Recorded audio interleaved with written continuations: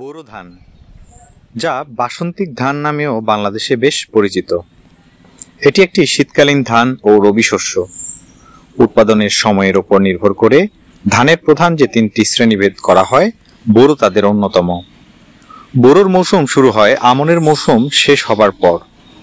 ধান রোপণ শুরু হয় বাংলা কার্তিক থেকে অগ্রহায়ণ বা ইংরেজি অক্টোবর থেকে নভেম্বর মাস।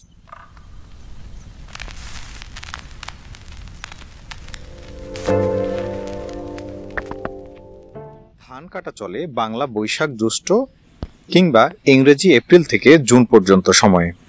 হেমন্তকালের শুরু থেকে গ্রীষ্মকালের মাঝামাঝি পর্যন্ত এই ধানের সময় এবং এই ধানের মূল ফলন বসন্তকালে হয় বলে একে বাসন্তিক ধান বলেও ডাকা হয়। ভারতে বোরো ধানকে বৈশাখী ধান নামেও ডাকা হয়। বোরো ধান যে সময়ে জন্মায় সে সময়ে বৃষ্টিপাত সাধারণত কম হয়, তাই বোরো ধান সেচের উপরে বহুলাংশে নির্ভরশীল।